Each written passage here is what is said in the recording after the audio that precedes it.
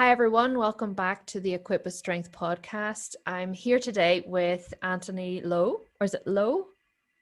Or yeah, That's right. Okay, great.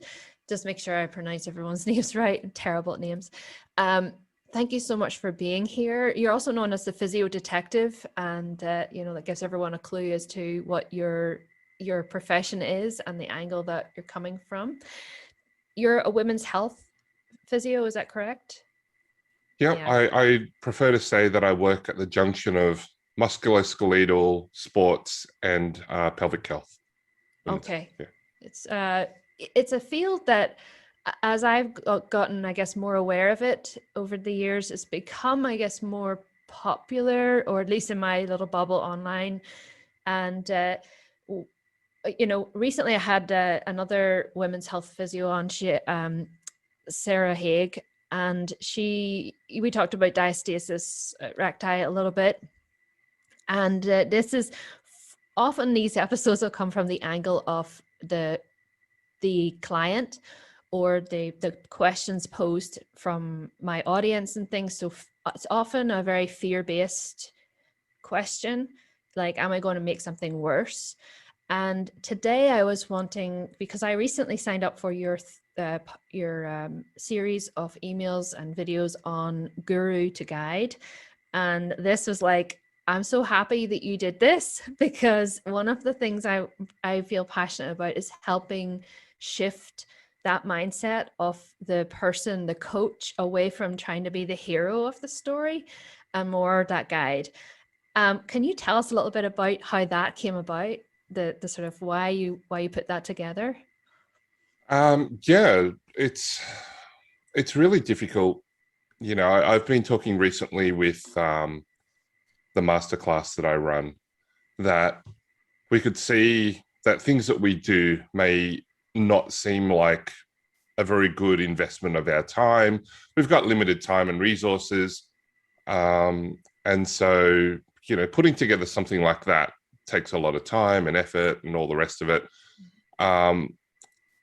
But the return on investment is not how many people book in or how many people sign up to my courses, but getting a message out there. And for me, if I want to participate in making the world better for people in general, but specifically for, I have a passion at that junction of pelvic health and sports performance, and ortho musculoskeletal issues. Then we need to change the very fundamental excuse me, we need to change the very fundamental approach that we have towards healthcare and fitness and wellness, which is stop making it about us. Do you know what I mean? Like, if we keep making it about us, well, then how is that serving somebody else? That's not serving somebody else. That's seeing somebody else as a meal ticket, or here is this lowly person who has come to learn from me. And I just don't think that that's a very helpful attitude in the health, fitness, and wellness space. Absolutely. I totally agree. And I think one of the problems with that approach, or that sort of mindset, I mean, it's nobody's fault that that's the system, right? So it's not like, I'm not going after individuals, it's more the system of the it's almost like the medical system, right? Where in the fitness world now, where you look up to the doctor and you see them and you're like looking for the answer outside of yourself, and it almost like makes the person, like, there's a premise there already that the person comes in with a belief that they don't know anything and they're not going to know the right thing to do. And so there's a lot of pressure on the trainer and coach, and they take that pressure and they take it really seriously, that I must have all the right answers. Do you see that happening in the world, or is that just me? I'm kind of like, am I just seeing this? No. You're not going crazy, and you're not making things up. That is, and it's not almost the medical system. The medical system is very patriarchal. Mm-hmm. It is very much about, we have the answers, you don't have the answers. Just trust us. If we tell you to do this, just say thank you. Like and that's literally, I sat in an appointment as a support person, and somebody literally, as a specialist doctor, literally said that to somebody who has cancer, who asked some really good questions. And he said, I wouldn't be questioning my providers. I would be saying thank you. And he's like, oh my God, this guy is dying. Oh my And you're going goodness. to be like that to him. Like, oh my God. Anyway, oh, and I don't mind Yeah. if I get fired up. It's just that, oh, I was very, very bad. Yeah. I thought, look, I thought the doctor was in physical trouble at one stage, because I could feel my friend, who is not a small man and who is not meek. I could feel him bubbling. It was very frustrating for both of us. Oh my Um, goodness. so it is not almost the medical system, it is the medical system. And I'm a Mhm. part of the medical system, but I don't have to be like them. I don't have to look up to those more experienced than me and say, well, this is how it's always been done. This is what we're going to do. Mhm. It's taking that step out, sticking your neck out, possibly breaking professional relationships because of interactions like that, to say, no, that's not good enough, you know. Mhm. So yes, I do see that. But the flip side, and it's fantastic, you got to see somebody, and that somebody could be me, because number one, that was me, and number two, I realize that some people really do want that. But if I'm led by them, they're going to tell me that that's what they want, versus this is what I think you need, Marianne. Let me just tell you what I think you need, as opposed to being led by you. Um, and so uh, I will appear confident, and I will give you seemingly definite answers, even though we don't know anything very much with certainty. That's why there's that line: the only things that are certain in life are death and taxes, because really, we don't, there's a lot of choice out there. There's a lot of uncertainty. Um, so yeah, that, people will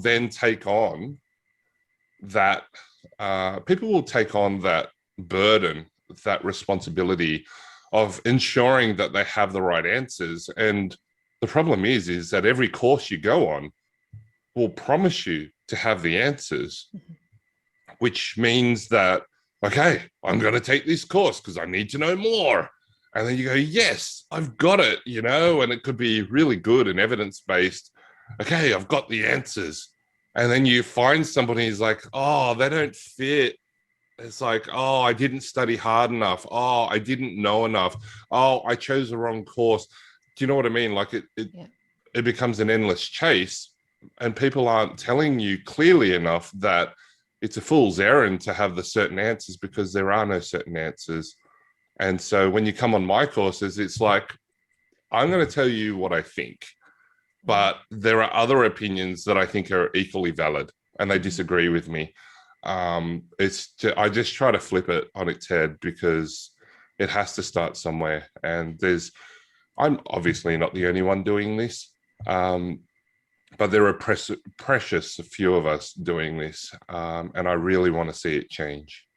I totally agree. And when you were saying that, like when from a trainer's point of view, from mine, and you're hearing conflicting, but I think oftentimes you get so caught up in needing that right answer that you don't realize that if you zoom out, you can kind of see a better perspective on it. So how I'm trying to think, like, there are coaches who listen to this podcast, but I think this is also useful for anybody who is just in the fitness world wanting to learn things about training. But how do you help people learn, I guess, the skill of not panicking over, not being right, or that you're probably nobody's going to be right and it's actually okay? Because I think a lot of this, for I could give you, and you'll probably see this yourself, examples of trainers asking questions online in groups. What do I do? My client has a diastasis recti or whatever, like, or oh my goodness, they've got back pain, and what am I supposed to do? Like core exercises, like they freak out and they come into a group and they ask a group of people who's never even seen this person. They've never even seen the client that's right in front of them. And they're like, what are they allowed to do? And how do we help reduce that fear so that people can say it's okay not to know, and you're probably not going to break people? I personally, and this is just one possible way of doing it, is to follow principles instead of recipes. And when we ask the very natural and I think reasonable question from the framework that we've been brought up in, when we ask the question, what do we do with someone with diastasis, for example, one of my passion topics,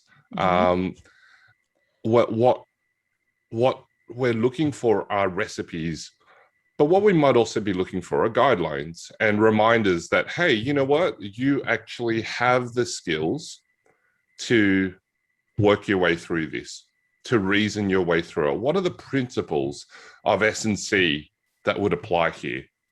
What are we fearful of? What are we concerned about? So I would summarize diastasis recti in two main categories.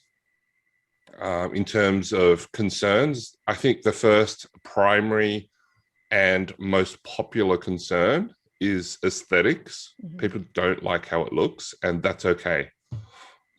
If you don't like how it looks and you want to work towards it not looking like that because that's your choice, I'm okay with that because it's your choice.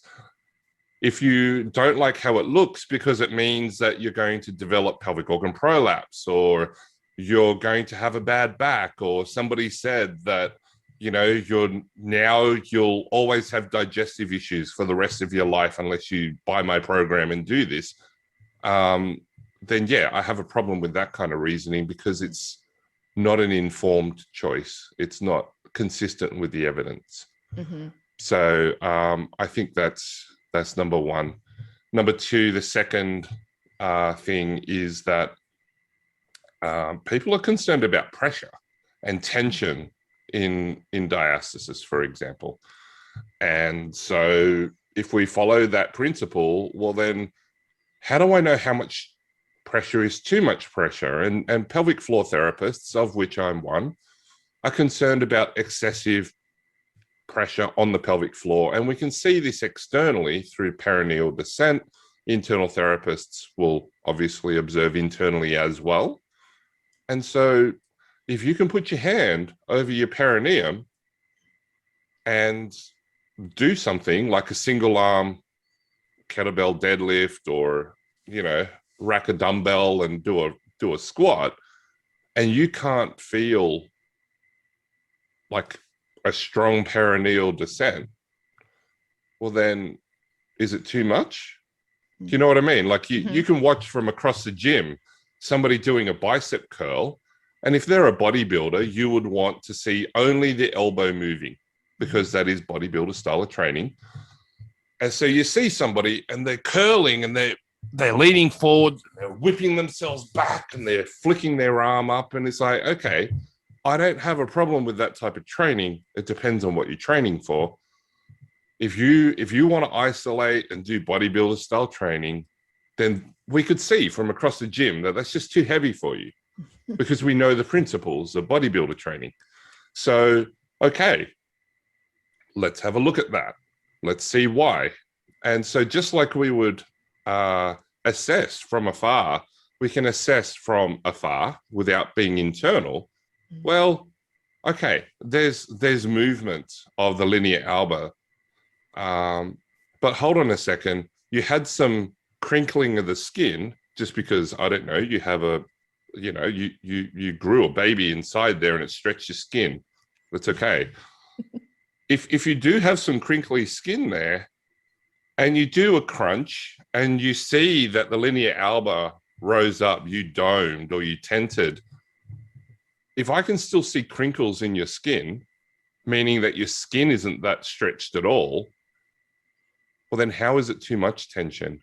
And yet people will see a blip of movement and lose their mind because, well, they don't want to see any movement because somebody told them that that's terrible for them. And it just doesn't make sense to me.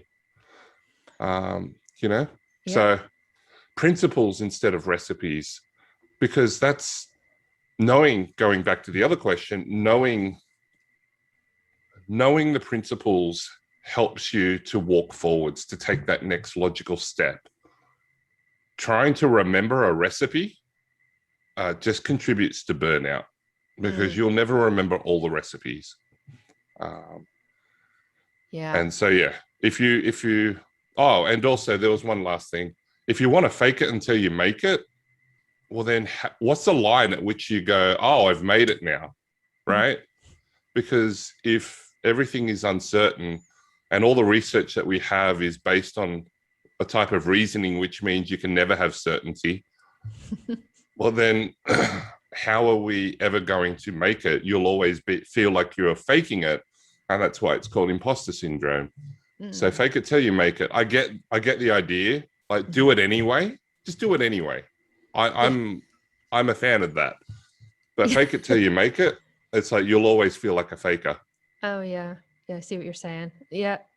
It is interesting that, all of what you were saying there, what you're coming at, you seem to come at things from like a curiosity standpoint, and I feel like if I was your client, I would feel that way too. I would be like, oh, like there's a range of safety here, and it's okay to explore, and that widens the path, versus the other way of thinking, which is no, don't do, protect, and then it becomes so narrow that it's impossible to walk without, it becomes self-fulfilling, and a lot of these things just become so restrictive, and you can see that in how people are talking about their, on these forums and asking these questions.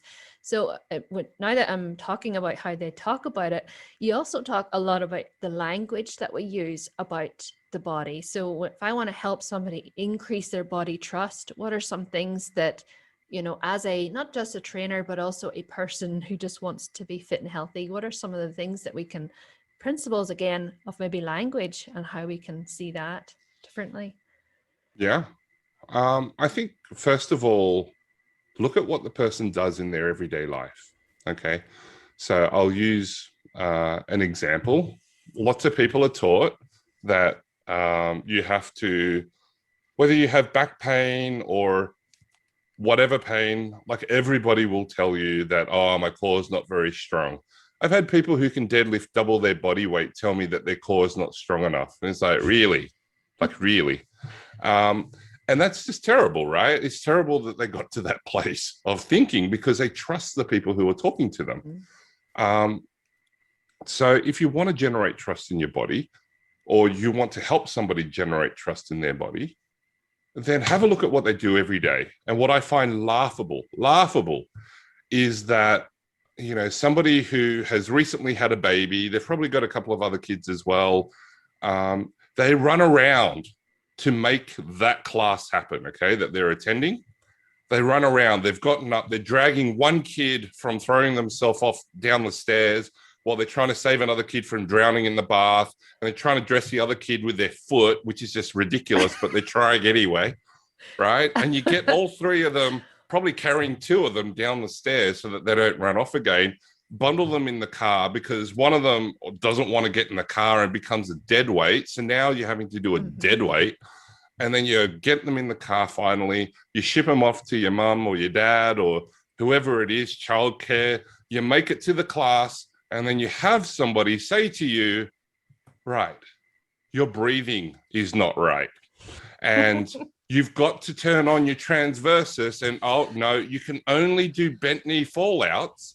Never mind the fact that you sprinted up the stairs to get to the class, because if you're not there on time, they're going to lock the doors on you without any understanding of what it takes to get there. And then you're told to bent knee fallout and leg slide, and we're going to spend 5 minutes on learning how to breathe correctly. It's like, are you freaking kidding me? No, let's not do that. Let's just follow the principles of, you know what? You've coped. You've done really well. Yes, you have back pain. Did you know that 80% of people will have back pain at some stage of their life? And on average, if you've had a bad episode of back pain, you're likely to get another episode within 1 or 2 years, every year, on average. And there are some people who never get back pain again, and there are people that just stay in back pain. That's why it's an average. Mm-hmm. And it's not a guarantee. And there may be things that we can do for it. But did you know that there's no one thing that is better than the other? And all things are better than doing nothing. And combinations of things may be helpful, but we don't have the research to support that. And you know what? It seems like the best thing from an ethical point of view is to try and do myself out of a job. So I'm not going to sell you the come every week for the rest of your life to get adjustments sales pitch. I'm not going to tell you that if you don't rehab properly that you're going to have bad back pain. Like if you want to look like a prophet, tell people, oh my goodness, if you do not sort that out, you're going to have a bad back one day. Like that will come true because like the odds are in your favor for saying that. You will look like a prophet. I will have people come and they said, oh, when I was a teenager, I had this physio tell me this. And yeah, I know that I'm 75 now and this is my first back pain, but they were right. Like if I had listened to them back then, maybe I wouldn't have this now. It's like, oh my goodness. Like I have heard that. And so trust in the body comes from, let's just have a look at what they're doing. And instead of telling them that they're doing right or wrong, there's a language thing, you're really good at doing it that way already. You know, you watch a person deadlift and they're doing the hyper banana arch, which I don't have a particular problem with if people are informed. You don't like that? You know what? You're really good at that. And it seems to be painful because you're telling me that it's painful when you do it that way. Why don't we have another way of deadlifting as well so that you can have more than one way to do this? As opposed to, oh my goodness, your disc is going to blow out the back. You're going to become a paraplegic and you'll never have sex again because the nerves that go to your penis are the ones that live there. And oh my goodness. No. How about we just say, you're really good at doing it that way. How about we practice other ways? You're so good at doing it that way, you don't have to practice it that way anymore. Yeah. Like you can do it. It's totally different, right? And yet it's so simple to do that. But why don't people do that? Like, I've said it myself, like even I look back at old videos and I'm like, because it's not even that I directly say, if you don't do it this way, you're in trouble, but people infer that from it. And as somebody who's been in pain, I've done that to my whole life. And I had been before, thankfully, I've let go of a lot of that stuff, is that I was so afraid of and I was that same person. Actually, you talked about that. You could deadlift double your body weight. And I had SI joint issues and I went to this diagnostic radiologist and they were like, tense your core. And he looked at my core and he's like, it's very strong. This is great. Keep on strengthening it. I'm like, how long for? Until it's how strong? Like, how do I know when it's strong enough? And I never even thought to ask, is this really about strength? And it's crazy to me. And also the people will mix up tension with strength and things like that. So it's kind of like, I'm sure you see that all the time as well in the pelvic floor and core. I've got a great example if you want to hear it. And this is another way to trust your body. So we'll stay on topic because I can go everywhere. My meds haven't kicked in yet. It's still early here. There is a cost to compression, for example, to the squeeze that you can generate.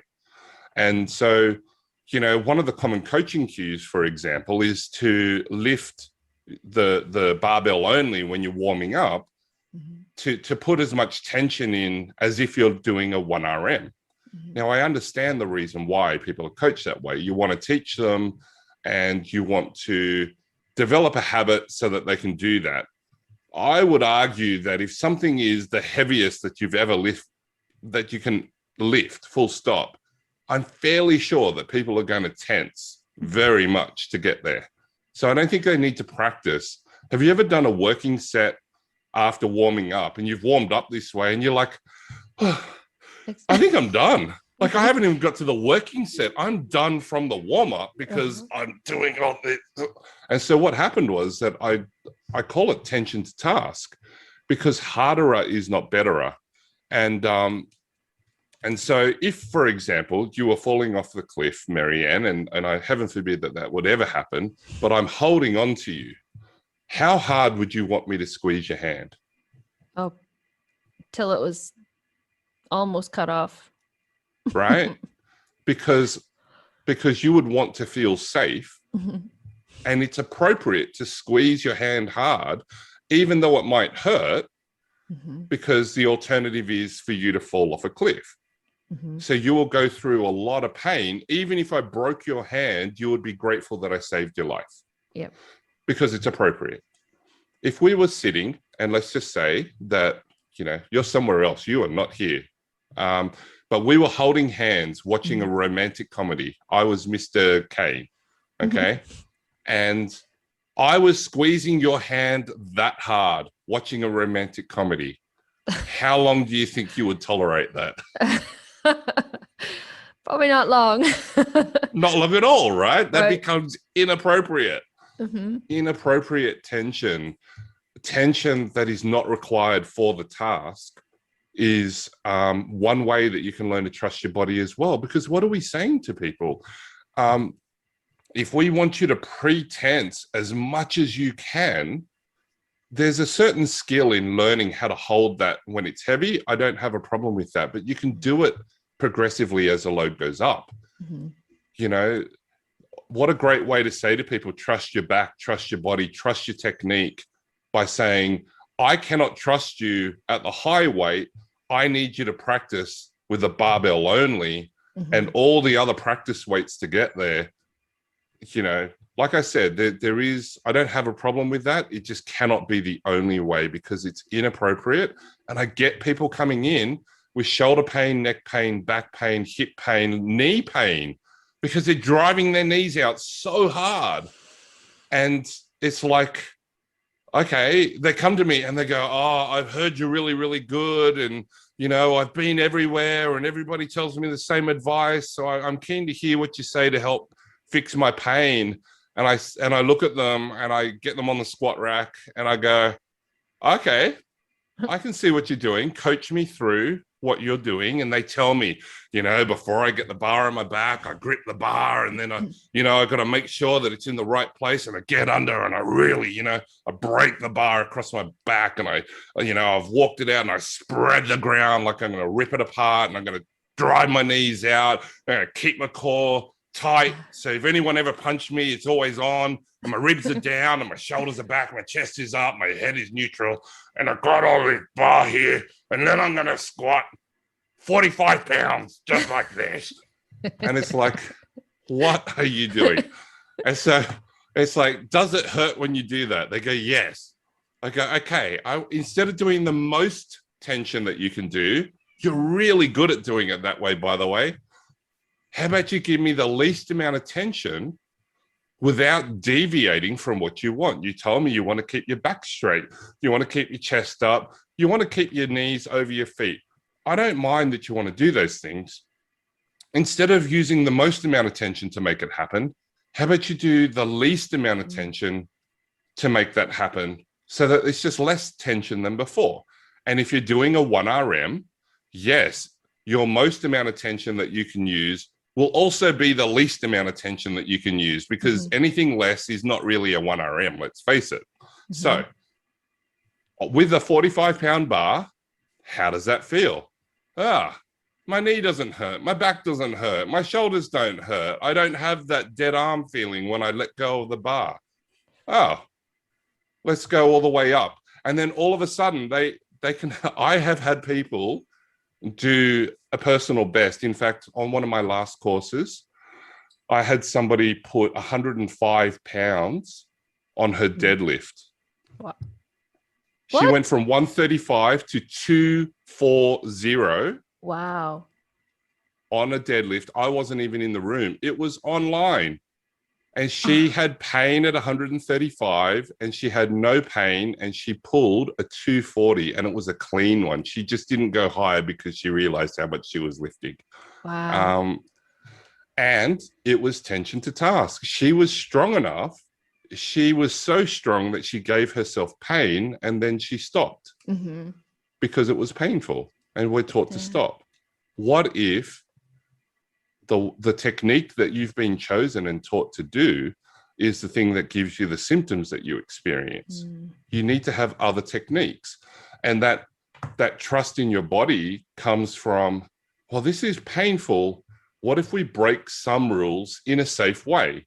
Squatting with a 45-pound bar when you've got a 225-pound squat is not really the thing that's going to break you. Do you know what I mean? Right. Like if your 1RM is 55 pounds, experimenting at 45 pounds is a big percentage of your 1RM. I'm not going to ask you to do that. I'm going to get a broomstick out for that. So, do you know what I mean? Yep. Totally. Learning to trust your body means learning to challenge, not be disrespectful, but I invite challenge from my teaching assistants. I invite challenge from podcasters. I invite challenge from participants. I will not shame you for asking me or telling me that you disagree. I'll ask you to be respectful. You're allowed to say, you know what, I disagree. And I'll be like, oh, awesome. Let's talk about that, because that to me is exciting. And I don't have all the answers. So I want to hear from you, and I want to see what you have to share so that we can learn together. And I think that attitude too is part of helping people learn to trust their bodies, because yeah, a lot of the stuff that we teach people is just simply BS. Yeah. Sorry, Totally. I've gone on a rant. No, I don't mind. I'm glad of the rant. And it was funny because I'm trying to think as you were saying that, is there anything I would disagree with about any of this? And probably not, but I do. So where I, as a coach, get caught up is in how far do I go the opposite direction? Like, I don't want to swing too far. And again, what stops me is fear that I'll get it wrong and that somebody will end up hurt.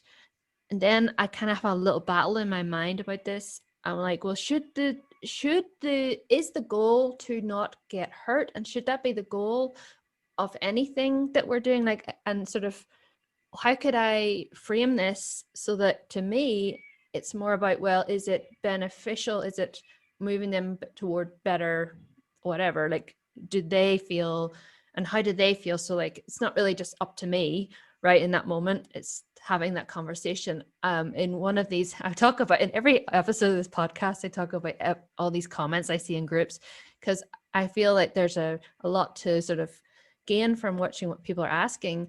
And one of the, I've totally lost my thought now. It's going to come back. It will come back. I don't even remember what I was asking, where I was going with that. But as a coach, I'm like, how far do I go with this? What I heard you say is that as a coach, sometimes it's difficult because even though it's driven by fear, you have a care and a concern for the safety of your clients. And like, how far do you go the opposite direction to how everybody else is doing it and the way that you were trained? Because you don't want to end up hurting somebody, and you don't want to, you don't want to be the one that encouraged them to do something that led to an injury, for example. And you see the comments in the groups, and you see the various opinions that people have. And that's also confusing, because then what is the right answer in a framework of you must have the right answer when there's a whole bunch of people disagreeing? Am I on track? Yes. Cool.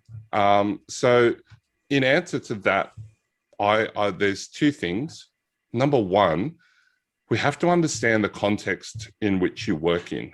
And when you look at the research, being a personal trainer and having a client who is participating in, say, lifting weights and doing some cardio, that is less injury risk per 1,000 hours of participation compared to things like running and playing contact sport, or even practicing for a contact sport.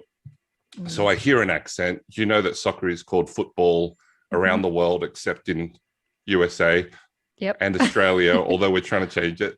So, if somebody wants to play soccer, because let's face it, lots of people listen from America, if people are training for soccer, like not even playing it, just training for soccer, they have a greater risk of injury per 1,000 hours participation than they do with you as their trainer.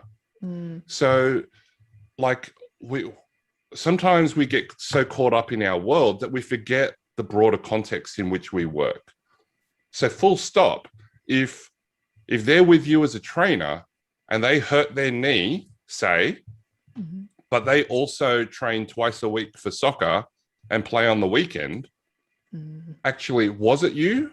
Like, could they have sustained an injury from soccer?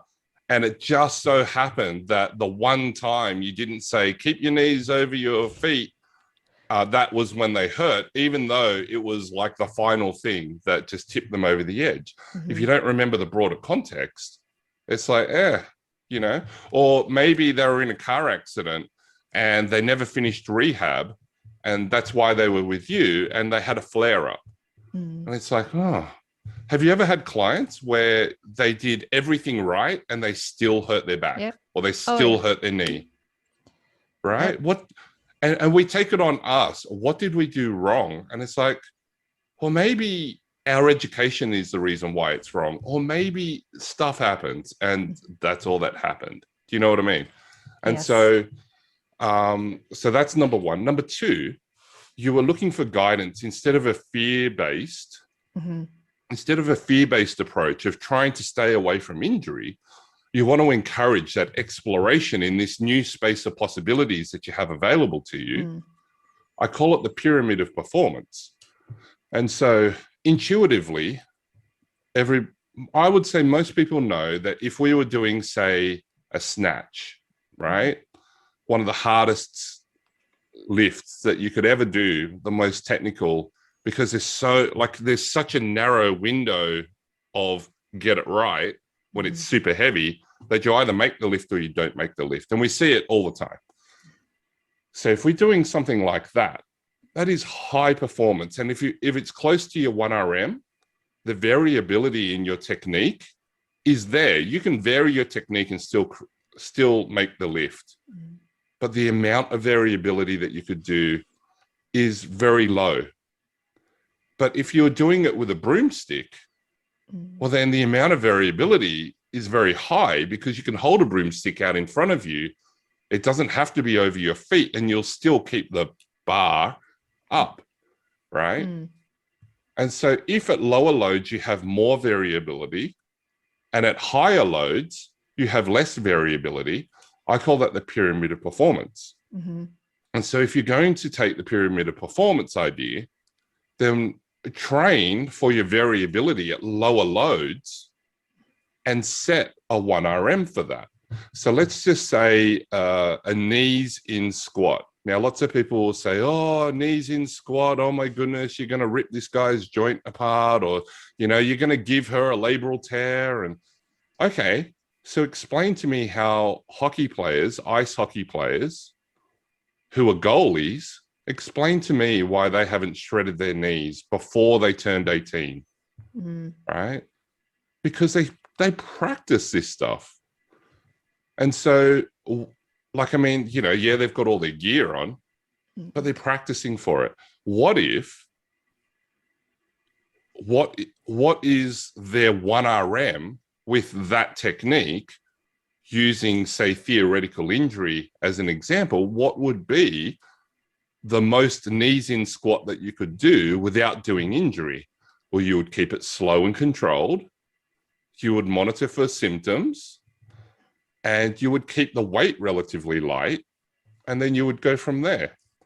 And then you could see also that, you know, the top Olympic weightlifters will often have knees in, and they don't necessarily tear up their knees. Yeah. Now, do I think it's wise? We don't have enough evidence to say that it's bad or not. I think it just becomes a conscious choice of, well, I'm doing my best to address it. This is how my body is made, because you know what? You can have twists in your bones and your joints can face different ways. Like, do you know what we call people with symmetrical features in their body? We call them supermodels and pay them millions of dollars because it's so rare. So unless you're a supermodel you're probably asymmetrical anyway.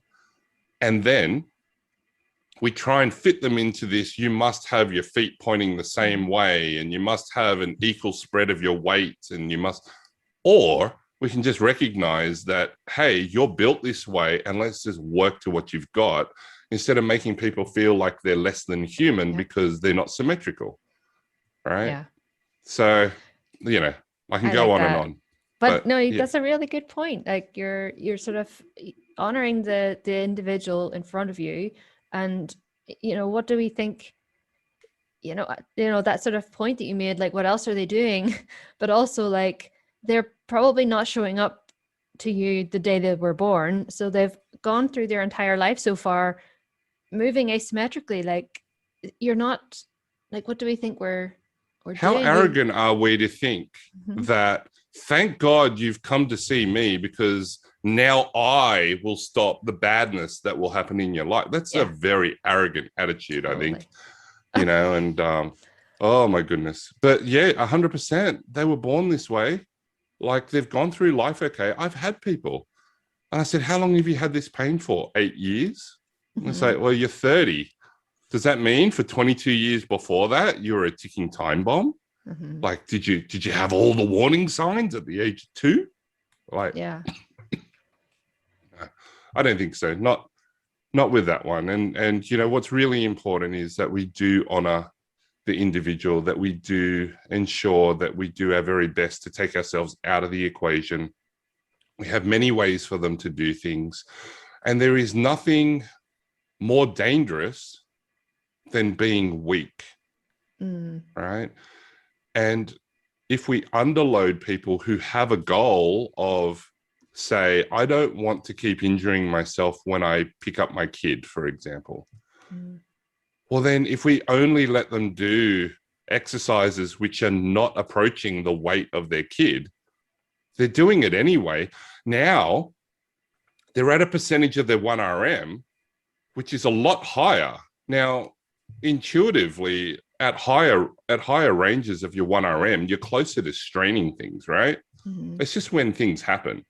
And so why not just make them stronger? If their kid, for example, their toddler is 25, 35 pounds, and the most that you've ever let them lift postpartum is 15 pounds, well, now we are, 35 pounds. Now we're at a level at which you're asking them to do the heaviest weight that they've trained for. And so just like the variable technique, when do we ever in real life, apart from a gym, turn up where we have to pick something up that is perfectly balanced, made of a material that is designed to flex to help us with a load that is evenly balanced? I don't know if you remember the CrossFit Games. I think it was 2013, but they had uneven deadlifts for the teams where the barbell was loaded heavier on one side than the other. And they were deadlifting in pairs. And I remember hearing lots of people say, oh my goodness, here we go. Watch all the back problems begin. Or we could look at what they're doing in real life and say, well, when that thing drops between the washing machine and the sink, you have to bend and twist and reach, and nobody is keeping neutral spine. Nobody is thinking about pre-tensing the core and keeping things safe, because you'll never get there. You've got to relax and reach and stretch. What if we trained people for that? And then we train them to do it with load, and we train them to do it with a smaller center of gravity and awkwardness and asymmetry. And then we increase the power. So we had them do it faster at load. And then we had them do it with repetitions over and over and over again. When you go to bend over and reach that awkward thing in the back of the car, your brain's not going to freak out because it's trained for it. If we train people for the weirdness in life, then we're going to have resilient people. It's why we've seen gym junkies who have done bodybuilder style training only. There's nothing wrong with that. But then they're the ones that, oh yeah, I bent sideways to pick up the fork that I dropped on the floor and I hurt my back. And you're looking at this wall of muscle thinking, okay. I think it's because the brain freaks out when you start doing things that are unfamiliar. Mm-hmm. To train for it, load it, sit on a bench, get a heavy ass dumbbell, bend and twist, start off light, but work towards a bend and a twist. It will not be the heaviest that you can do, say, with correct technique, because there's a whole bunch of inefficiencies built into the technique. Find your 1RM for that technique that you're comfortable with, and then break it down. We know we have to do 70% of 1RM to get true strength gains. We can get hypertrophy from 40% onwards. We'll get coordination benefits through any of them. But when we've got pressure and load and speed and external contributing factors in our training, that's what makes us resilient. And that's what makes things feel easier. And so quite often I had somebody the other day, she came in, she was scared of lifting weights because she thought she would hurt her back again. I had her pick up I don't know, 24 kilos, 53 pounds. I had her pick up a 53-pound kettlebell. But first, I had her pick up 12 pounds. I don't know how much 12 pounds is, but it's about 28 pounds or something. I had her pick up 28 pounds. How does it feel? It feels like I can do it, but it feels heavy. Okay, because it was around the weight of a baby. I had her pick up the 58 pounds, and I had her do that a couple of times. How does that feel? That feels really heavy. I said, did you break? Well, no. Okay. I gave her the 28 pounds again, and I said, pick this one up. And she picked it up. I said, how does it feel? And she goes, it feels lighter. Now, I hadn't moved it and I hadn't changed the weight. She could see that I chose the same weight. Why did it feel lighter? Because she just picked up something heavier. Her brain had something to compare it to. So if you make your training harder than life becomes easier. Yeah. If you make your soccer training harder than soccer, the game, soccer, the game becomes easier. So none of this, who wants to do 1,000 laps around the football pitch? Because that does nothing in soccer. It's great that I can jog the whole game, but you know what? People are sprinting past me. I can jog the whole game, but I'm not getting there. I'm not playing the game. I would rather train people to sprint, because that's what you do in a game. Get faster, right? But sprint training, you're more likely to strain something than jogging around the oval. Do you know what I mean? Right. Yeah, it comes with a risk reward. Anyway, I'm just ranting now. I'm sorry. No, I like what you were saying. That reminded me. So I was a nurse before I became a trainer, and I remember going to the manual handling training, and they would teach you the proper way to do everything and the limits of the weight that you're supposed to lift and all the things, and telling you once again that you've only got one back, you have to look after it. Yeah. And instilling the fear, which is true. We do only have one. So I'm going, in real life, like that training does nothing for what it's really like on the ward. Like Amen. You just do not have any notion of that being anything like it, and you're not training for reality. Yeah. And any wonder I used to give those talks, Marianne. I used to give those talks because as a first year, that was the crappy job that no other physio wanted to do. I used to ask to give those talks because I loved it. Because the nurses would be sitting there, right? The physio's coming to do the back talk. Here come the nurses. Oh, they're going to tell us how to do something stupid, and we can never do this on the ward, blah, blah, blah. Yeah, go get the lifter.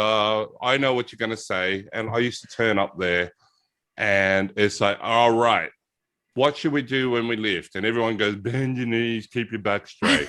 Good. Now, if you can, do that. But now let's get real. And then I had people sit in chairs. How can we do this? Let's problem solve it, because they're demented and they're not following instructions, or they've had a dense left hemiplegia and they can't lift on that side. What are we going to do? How are we going to manage this? Let's get real. Okay, you put yourself in that position. Where do you feel the strain when you're holding in a bent and twisted position? Mm-hmm. And people will say, oh, I feel it in my shoulder. I feel it in my neck. I feel it in my back. Mm-hmm. Okay, can you do the same position but feel it somewhere else? Oh, I feel it in my bum and my legs here. Mm-hmm. Why don't we try that? Right? Why don't we see if instead of loading the first thing as your neck or your shoulder or your back that you have problems with, what if the first thing that we loaded are the strongest muscles that you have, Mm-hmm. and then we load your back, neck, shoulder? Mm. You know, when we're Yeah. doing a two-person lift up the bed, who's doing a two-person lift up the bed with perfect posture? Nobody is, because like you've got other things to do. Okay, I Mm-hmm. get it. I worked on the wards, right? So I got it.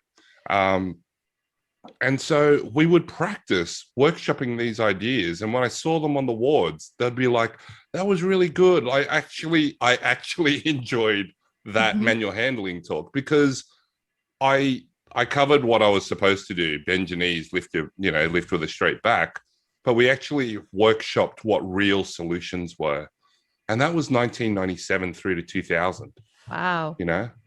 And Oh, it was not popular to say what I did back then. yeah. And guess what? The researchers caught up with Mm-hmm. that there is no safe lifting technique.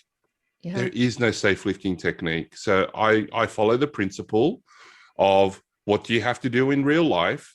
How do we make your training harder than real Mm-hmm. life? Let's practice for real life. I How do love you that. make real life easier? You make your training harder than real life. That's it. Hmm. That's amazing that you that was before I even started my nurse training, by the way. Was Oh, when come you on, Marianne. Let's get real here. You were probably 5 years old, okay? So uh no, but you were I, probably not even five. Were you even born? I was born 82, I was born, but I Okay. so it's but You're a 2004. I started you're a sassy 2004. teenager, maybe. Maybe, yeah. But I was that's just crazy. Like, and I wish I had been taught that, because then what happened was, and this is what happens in any world where people move, is that, and I think Greg Lehman, actually, he was on my podcast Mm-hmm. recently, and he was saying the same thing. When people get pain, we blame them. So Mm-hmm. what did you do wrong? And, oh well, Yeah. we taught you how to lift properly. So what's, and So it this must be your fault. must be your fault. It can't be our crappy education. Mhm. No, it's your fault. Yeah. And that's just unfair, because if you got better, Marianne, if you came and saw me and got better, of course it was me. See, I gave you the right Mhm. thing. I did the correct assessment. I gave you the right treatment. And of course you're better, because like I'm awesome. But if you come in and you go, well, I'm not really better. It's like, oh, what did you do on the weekend? What did you do wrong? Did you do the exercises? Did you Uh-huh. do all the sets and reps? Did you use the technique that I wanted? Did you do it with the load that we said? Did you do anything extra that we said not to do? Do you know what I mean? It's like, Mhm. let's not look at me because I'm awesome. Let's Mhm. just see ways that we can blame you. And that's just really unfair. It's totally It's just not unfair. fair at all. It's totally unfair. And, it comes back to that idea that there's this sort of, um, you're the guru and the person knows nothing. So I guess a good way to wrap this up, maybe to, I know we've probably already touched on it throughout, but if you could kind of maybe sum up for the person. I always like to, so the problem is people aren't equipped to, Mm. either like the trainers aren't being educated, so they're not equipped, and then they assume that people aren't equipped to know their body and to understand things. So I guess, like, how can we sum up in a way that sort of satisfies both people to feel equipped, or where they could get equipped? Yeah. Look, obviously, I have some self-interest here. I run education courses. Mm-hmm. So you can look at my stuff on mypteducation.com, and I have lots of courses, and I'm bringing out more free courses like the Guru to Guide one. Mm-hmm. We're working on more free education stuff and low-cost offerings, so that people can get an idea. I also run, we're almost ready to launch 3 different diastasis courses. because people learn in different ways. So for the nerdy people, I have diastasis reframed, where we go through the theory and challenge the status quo about diastasis management. For those who prefer to follow along like a case study, we've got Lisa Ryan's diastasis consult, the first one that she did with me. And, being able to deconstruct that, going over it a couple of years later and discussing what she was thinking and what I was thinking and what we were trying to achieve, and how she is now. So that was, that's coming up. And then I've got the diastasis project, where it's by donation only. One of the things that annoys me is that there's this barrier to entry to good information. If you don't have the money, then you're not going to get good information, and you're left to the mercy of social media. So I aim to have quality education. It's going to be more content than any diastasis course out there.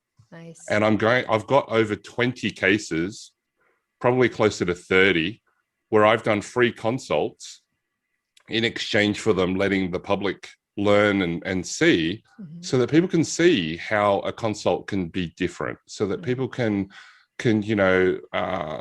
try to expand their space of possibilities, so that they can be equipped with already being good at the way that they do things, but also having other ways to do things. It's not a better way, it's just a different way.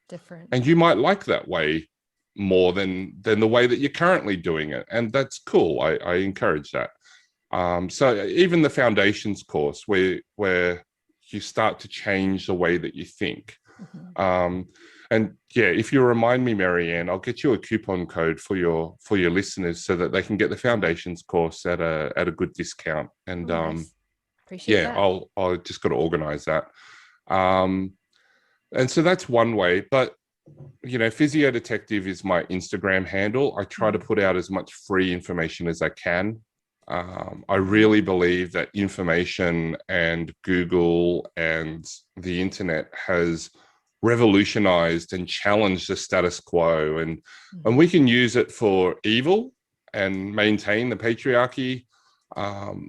And when I say the patriarchy, I don't just mean the way that men rule the world, particularly white Anglo-Saxon men, but what I mean is this system of authoritarian, you must listen to me, like that's, patronizing if you want. Yeah. And so, we're adults. We're not children that need to be told what to do or given permission. We need quality information to make informed choices. That's what an empowered person is to me, somebody who is encouraged to make the choices and step forward in life with the resources and the support that they need. That's what I want to see. And so most of my stuff is to encourage that and to stop the fear-based selling. If we just round off with one last example, Marianne, when you worked on the wards as a nurse and you knew that because of time pressure, nurse to patient ratios, all the rest of it, you had to do things sometimes which weren't ideal. You had to rush, you had to not lift with the correct technique, whatever it was, right? Did you feel safe when you go, oh, I know I shouldn't be doing, I know I shouldn't be lifting like this, but like, I just got to get it done. Like, do you know what I mean? Like if you're looking for the injury, you're going to go find it. Do you know what I mean? Instead of, you know what? I've trained for this. I've gone to the gym and I've added this type of training in. I feel like I'm strong and capable and resilient and adaptable. Like, I mean, that's a whole nother issue. We could talk a whole episode on SCAR where we think people are weak. Like, why are we treating people like they're weak in terms of weak mentally and weak? Like, you could lift double body weight and yet, oh no, keep strengthening your core because you've got pain. Or you're awesome, Marianne, and maybe your core is doing such a great job that it could be contributing to symptoms by being super strong inappropriately, so squeezing the hand like the romantic comedy. Or maybe, if I could squeeze your hand hard, but you've already fallen off the cliff and then I go to squeeze your hand, Like maybe you just haven't coordinated Mm-hmm. in a different way so that you got a different result. Mm. Right. Yeah. So even just flipping the script and saying, instead of seeing you as weak and incapable and, fragile, right? There you go. I'm speaking all the feminist stuff now that I love. Why would I think that you're fragile? Why don't I think that you're beautifully adapted to live the life that you want to live? And you're so well equipped for it that you can change your body by training it. I think that is amazing. So I just start with the assumption that all people are strong, capable, adaptable, and resilient. Because if I set my mindset and assumptions like that, that's going to come across in the interaction instead of, whoa, whoa, whoa, whoa, whoa, whoa, no, stop, stop, stop, stop, stop. Don't lift that. I need you to practice with a broomstick first because your technique is not right. It's like, I've been doing this for like 10 years. Get away. You know what I mean? Like, get away from me. So anyway, Yeah. I Thank hope you. that was empowering. I hope that was Yeah. helping people to trust their bodies by understanding the principles of looking at what they're doing in everyday life, making their training be harder than what they have to do in real life. So if they have to bend, twist, and lift, then let's bend, twist, and lift, progressively overload so that we can use the SAID principles, specific adaptations to impose demands, so that it's heavier than what they have to bend, lift, and twist under fatigued with, because we all know that parents of toddlers and children, they have so much sleep and nutrition that there's no issue in that part of their life.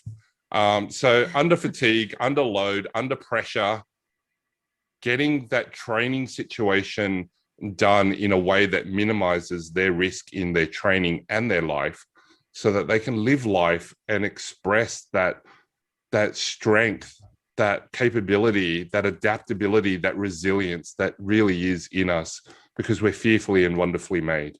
Do you know what I mean? Absolutely. Thank you so much, Antony. It was great chatting to you. And Thank you. I hope you'll come back on again. You only have to invite me. Great.